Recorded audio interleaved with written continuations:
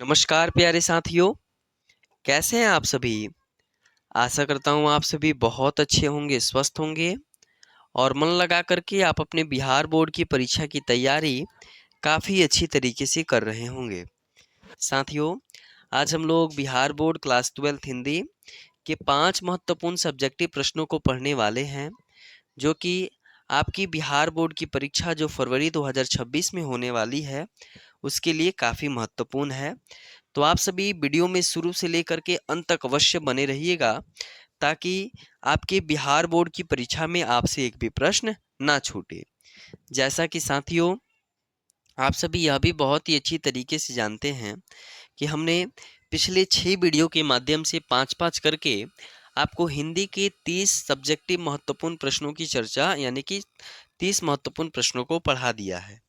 अगर आपने उन 30 प्रश्नों को अच्छी तरीके से पढ़ा होगा, तो आप अपने नोटबुक में नोट भी किए होंगे और उसको अच्छी तरीके से याद भी कर लिए होंगे। बिल्कुल उसी तरह आज के भी इन सभी 5 प्रश्नों को अच्छी तरीके से अपने नोटबुक में नोट करके याद कर लेंगे।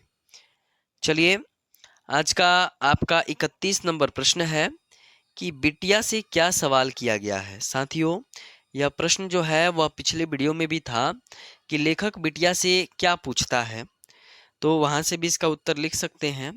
लेकिन मूल रूप से आज का यह प्रश्न है कि इस घटना से उस घटना तक का क्या तात्पर्य है, जो कि उसी चैप्टर से है। तो चलिए आंसर को लिखते हैं। आंसर है आपका कि कवि ने इस घटना से उस घटना तक का प्रयोग 2 बार किया है। अपनी बेटी को सिखलाने से लेकर ढूंढने तक का अंतराल इसी भाव की पुष्टि करता है। यानी कि अपनी बेटी को सिखलाना और उसको सिखलाने से लेकर के उसको ढूंढने तक, यानी कि बेटी को वह सिखा रहे हैं, जैसे कि लोहा कहाँ कहाँ पर है, उसे पहले सिखाया होगा, फिर बाद में उसे पूछा, उससे ढूंढवाया कि कहाँ कहाँ लोहा है। तो इस घटना से उस घटना तक का तात्पर्य यही है। कविता में बिटिया का पिता कल्पना करता है कि कुछ दिनों बाद उसका नन्हा बेटा बड़ा हो जाएगा, उससे अधिक ऊंचा और लंबा हो जाएगा। वह नन्हा बेटा अपने पिता से भी ऊंचे पद पर होगा।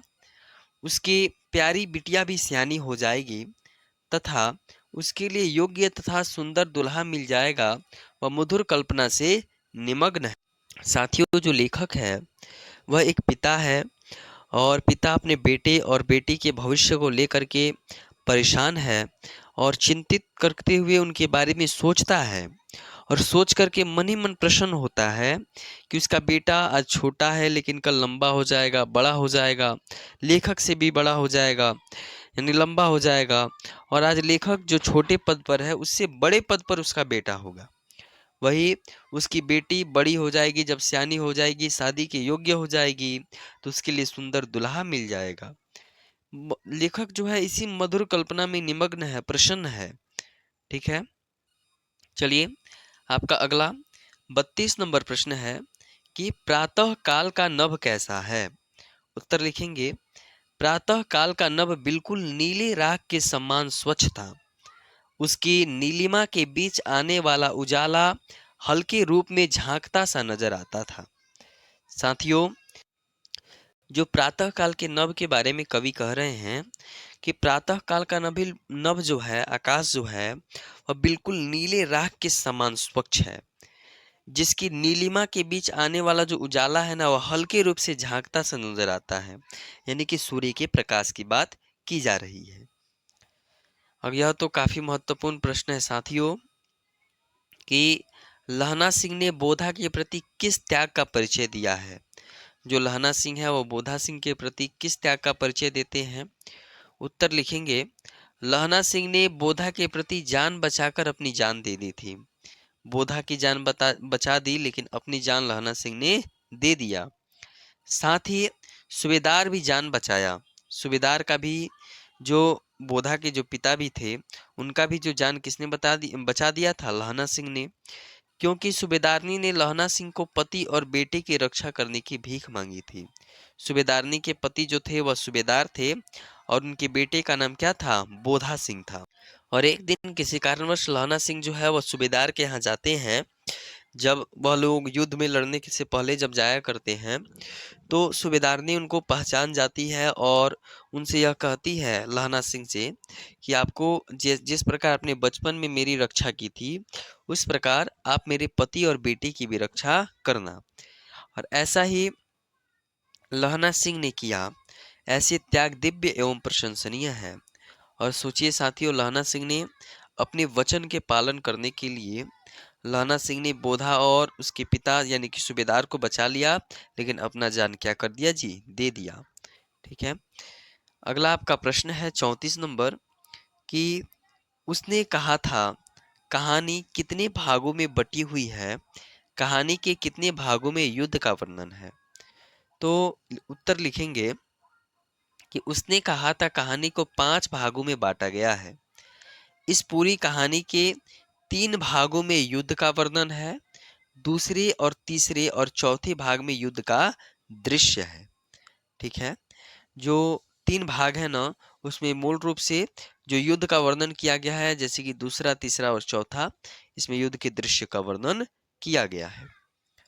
अगला और आज का आपका अंतिम प्रश्न है कि दिनकर जी का निधन कहाँ और किन परिस्थितियों में हुआ।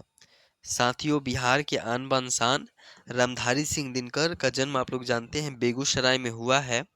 और आपका यह चैप्टर जो अर्धनारीश्वर है, जो शंकर और पार्वती का मूल रूप है, उस चैप्टर की रचना दिनकर जी ने यानी रामधारी सिंह दिनकर जी ने ही किया है। तो उनका निधन कहाँ और किन परिस्थितियों में हुआ है।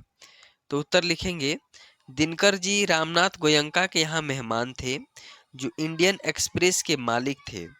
रात को दिल का दौरा पड़ा, उन्हें गोयंका जी ने विलिंगडन नर्सिंग होम में भर्ती कराया। वहाँ सारा इंतजाम था, यानी कि इलाज करने का सारा इंतजाम विलिंगडन नर्सिंग होम में था।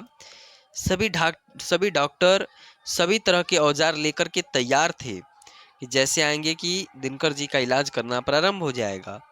लेकिन दिनकर जी का हार्ट फिर से जिंदा नहीं हो पाया, वह उनका निधन हो गया, यानी कि विलिंगटन नर्सिंग होम में ही रामधारी सिंह दिनकर जी का क्या हो गया जी, निधन हो गया, उनकी मृत्यु हो गई। ठीक है। तो चलिए, आज के हम लोग इस क्लास में 5 महत्वपूर्ण सब्जेक्टिव प्रश्नों को पढ़े। आप इन सभी प्रश्नों को अपने नोटबुक में नोट करके अच्छी तरीके से याद कर लेंगे। बहुत बहुत धन्यवाद। मिलते हैं अगले वीडियो में अगले नए 5 प्रश्नों के साथ।